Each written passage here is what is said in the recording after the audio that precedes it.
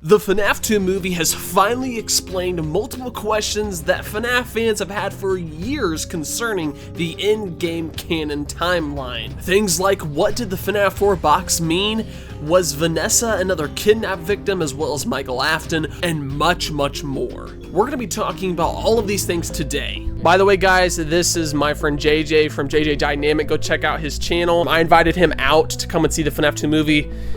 Obviously got some cool merch here, but today we're going to be talking more about the lore that the movie seems to solve for the in-game canon story. There's a lot of hidden details that I think everybody missed. There's just a lot from not just the credits, but just the movie in general. For this video, I think we're going to just kind of do like a 30,000 foot view of maybe some theories that we'll want to dive in deeper on in the future.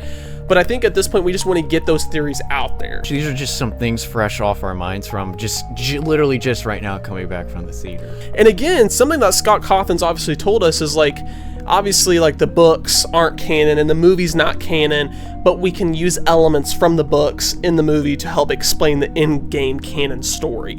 And so I think what Scott has been doing and has been hinting at is, especially in the movies, certain elements to help us solve the games. William Afton was a kidnapper, not just a murderer. It shows it right there in the film. Not just FNAF 2, but FNAF 1 as well.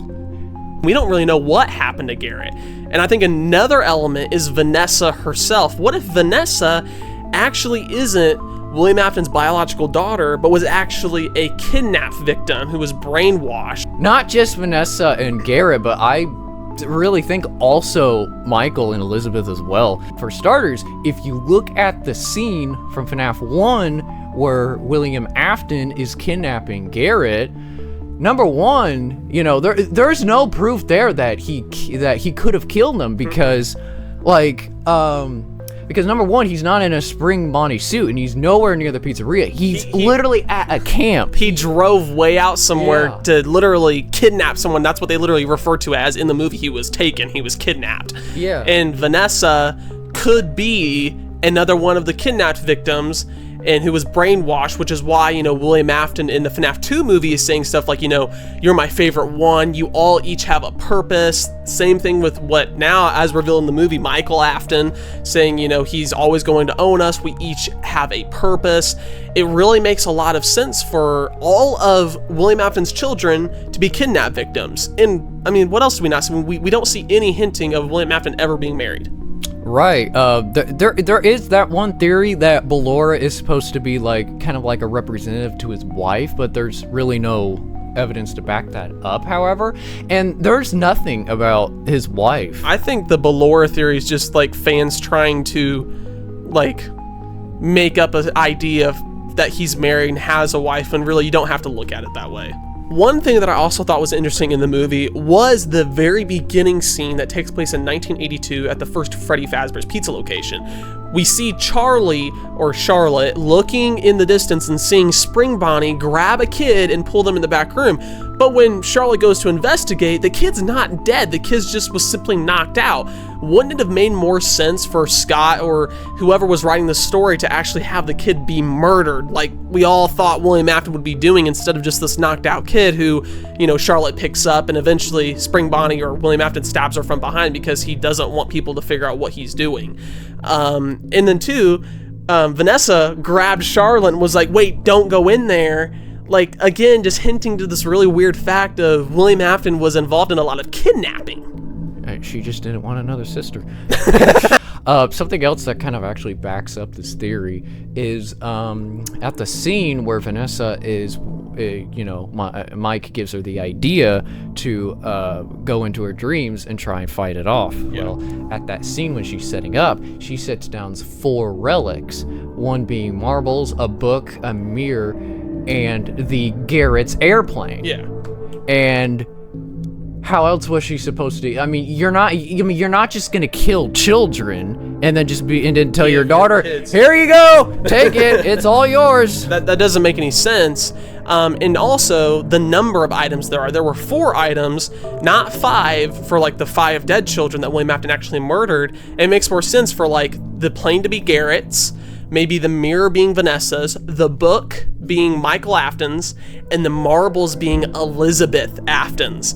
it all lines up to being 4 children, not just 3, but 4. And here's the little juicy part that we thought about. She pulls those items out of a chest box that looks very similar to the FNAF 4 mystery box. And Scott even said the stuff that is in that box explains a lot of the lore. Exactly, it does. And again, there's also like the quote, 4 games, 1 story, 4 kidnappings, 1 story.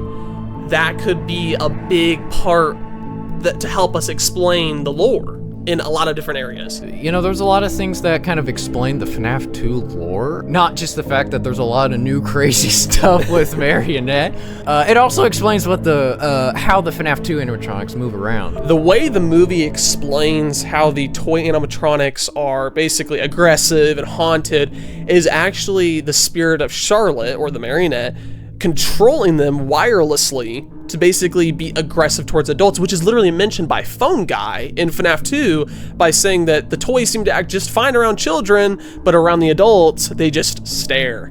Exactly what the Phone Guy says in FNAF 2, which makes a whole lot of sense because Charlotte was angry at the parents, which then is why the animatronics are angry at the adults and why they're trying to attack you in the game. One theory that a lot of people had before was that the DCI victims was haunting the toy animatronics, but that doesn't make sense. And why doesn't that make sense? Because you have to be stuffed into an animatronic to be possessed by it. Right, because a big part that confused everyone when FNAF 2 originally came out, I mean years ago, was what kids are possessing the toy animatronics. And it was like, well, it doesn't really make sense. A lot of people speculated it was the DCI victims that we see like thrown out in the pizzeria in the Save the minigame. So the DCI victims simply were just murderers, their spirits didn't haunt any suits, which then is why we know now Charlotte is controlling the toy animatronics in FNAF 2. One thing that I would like to point out though is even though that we're using these elements of the FNAF 2 movie to help us solve the in-game universe lore, the timeline is different in the movie, and I think we have to be able to note that. Same thing with the books. The timeline in the books is kind of all over the place. It doesn't match the movie or the game, but we can use elements from the book to help us solve the game universe lore, which is what Scott literally told us to do. Which kind of leads us into the Bite of 83, because we were earlier talking about how, you know, you have to be stuffed into an animatronic in order to be possessed. Right, and a lot of people have speculated that there are 2 spirits haunting Golden Freddy, but if you think about it, that doesn't really make any sense because the crying child was just bit, you know, in the head by Golden Freddy, not actually stuffed into the suit like Cassidy was later on during the MCI. So therefore, I think the spirit of the crying child is simply not haunting anything anymore. And Cassidy's the only one haunting Golden Freddy, just like we see in the FNAF 1 movie and FNAF 2 movie. The blonde-haired kid is being Cassidy. So there's, again, a lot of things that the movie, in the first movie, has that really helps us solve a lot of the FNAF game lore. And I think that's really important for us to realize and be open-minded to. And can we just address the elephant in the room? Circus Baby was in the movie. Wow. Was not expecting that. No. And one detail that I noticed while watching it was that Circus Baby's eyes turned green when she, you know, activated, which could mean that the spirit of Elizabeth, another kidnapped child, is in Circus Baby at the same time while Vanessa was there as a little girl. If we're going with this whole kidnapping theory. So that was crazy. Of course, you know, we still don't know what timeline sister location takes place, but eventually we're gonna we may be able to figure that out through the FNAF movie timeline. Right. Yeah. We have to be open-minded in, you know, what we think and introduce new ideas. Right. And investigating into FNAF 2, even though it's not, you know, accurate to the games, which is the more Canyon side, it's still, like you said, opens new windows in some of the lore.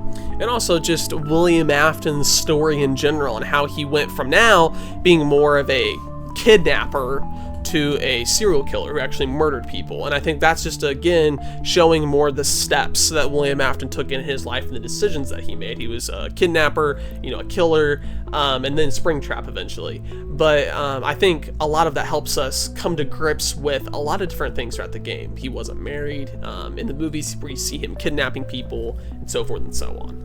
Also, something that I think is very interesting is the fact that Garrett could possibly be the crying child. In the 8-bit sprite, you know, he has dark curly hair. Garrett has dark curly hair. He's a young little kid, which again makes sense again with the whole kidnapping idea. Yeah. So he literally could be a kidnapped victim, just like Vanessa, just like Michael Afton, just like Elizabeth, like we're all saying. Because again, the different characteristics of each character, like Elizabeth has red hair, Vanessa now has blonde hair, you know, the crying child has curly hair, and then there's, you know, Michael Afton. They all have very different characteristics, and almost would be impossible for them to actually be like in a family with all these different characteristics. Right, because like why would you drive all the way out to the outskirts in a campus to just kill a child with a random family? Right. Yeah. I mean, you're kidnapping them. You gotta have a reason to go kidnap somebody. Right. Now, with all of these theories, I would love to in the future do more of a deep dive on each individual one and really uncover everything and all the implications that this would have on the FNAF lore. And so with that, guys, make sure to check out this video where I uncover the truth behind Charlie's murder in the FNAF timeline. And it might surprise you, so make sure to subscribe and I'll see you then.